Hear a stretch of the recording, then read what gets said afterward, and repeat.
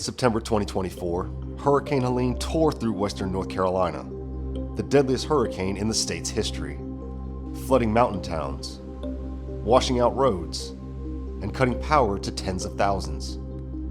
Numerous counties were affected, but even as the rain fell and the winds howled, the U.S. Army Corps of Engineers was already on the move. From the very beginning, the scale of the devastation was clear. There's 100 counties in the state of North Carolina. 40 counties were listed in the Federal Emergency Disaster Declaration. And of those 40, 25 were listed as high impact counties. So that's 25% of the state of North Carolina. So a geographic area about 10,000 plus square miles has some form of impacts from Hurricane Helene. Teams were embedded at the North Carolina Emergency Operations Center.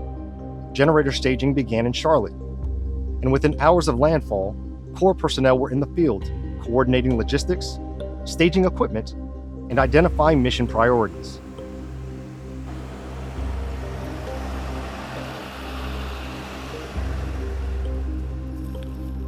With the storm behind us, the focus quickly shifted to support and stabilization. Temporary power teams deployed across the region, restoring critical lifelines to shelters, fire stations, and water systems. Meanwhile, infrastructure assessment teams were working shoulder to shoulder with state and local partners to rapidly evaluate damage and prioritize repairs. Both missions launched simultaneously, ensuring no time was lost in getting communities the help they needed. Temporary power is a response mission. We're typically the first ones in and the first ones out. It's vital that temporary power is on the ground near the impacted area prior to landfall so that we can restore power to critical facilities as soon as possible. But USACE wasn't doing it alone. The mission grew with the arrival of Title X forces, active duty Army engineers bringing with them the gear, training, and urgency needed to meet the moment head on. We got the notice, and within 3 days, we were out in western North Carolina and starting to take on missions. I think the fact that we were able to get ready so fast just is a testament to how we continually do things to make sure our soldiers are ready.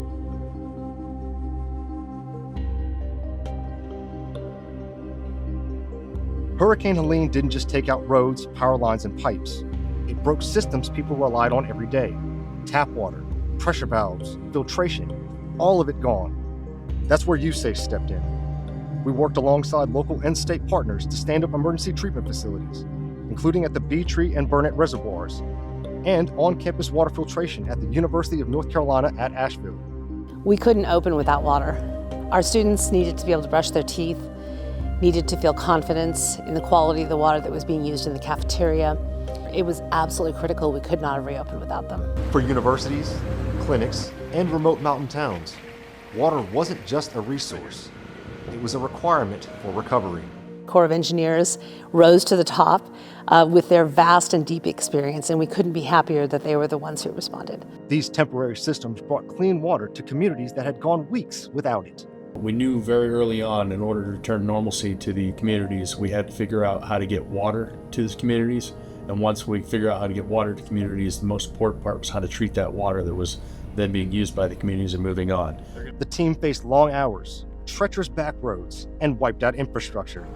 But they pushed forward, not just to assess, but to deliver. Our teams worked with the state and local government. They were the experts on where the problems were and what needed to be fixed the quickest. It was about assessing places that had the most population centers, or in some cases in the mountains of North Carolina, some of the places where the people were more isolated than anywhere else. As Title X forces entrenched with Corps teams, the mission shifted from emergency response to long-term recovery. That began with tackling the mountain of debris Helene left behind. The Federal Emergency Management Agency tasked the Corps of Engineers with 3 separate debris missions: right-of-way, waterway, and private property debris removal. All missions were executed simultaneously across difficult terrain. The U.S. Army Corps of Engineers had debris experts on the ground before Hurricane Helene hit back in September. Clearing right-of-way along the roads is absolutely critical. To date, 7,976 properties have been cleared and 30 have been demolished. Over 6.6 million cubic yards of waterway debris has been removed, and 100% of right-of-way missions have been completed. In total, it's the equivalent of 50 super container ships of debris being removed. But recovery isn't just about the numbers. It's about what the residents endured and what they've had to rebuild.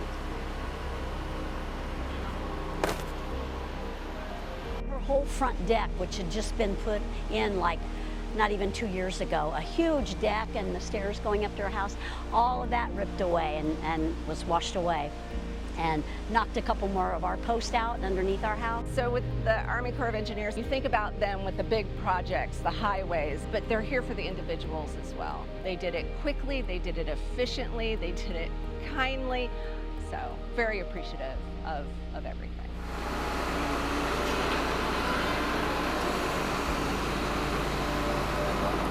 By clearing what remained, from driveways to riverbeds, the Corps helped restore not just access, but hope.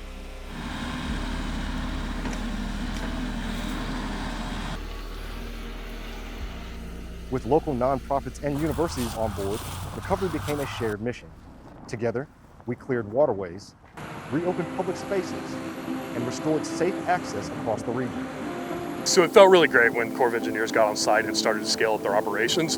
It was really incredible to start seeing some of the big debris removed. There are certain sections that the Army Corps cleared in days that our crew would have estimated would have taken us months. For local agencies, the arrival of federal support wasn't just timely, it was transformational. The Corps brought capacity, clarity, and a steady hand in a chaotic time. Army Corps Engineers was part of that process, and since you all have been on, I think things have gone pretty smoothly.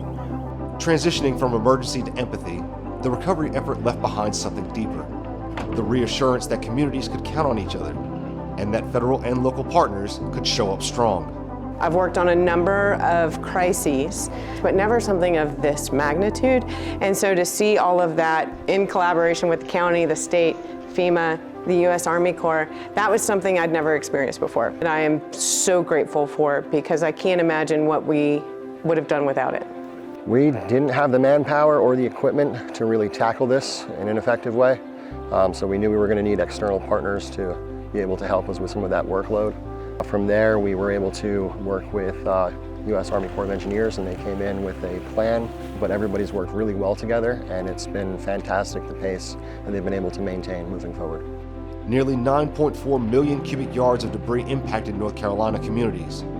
More than 9 million have been already removed at this point. With 97% of the mission complete, USACE continues to stand by its commitment to finish strong.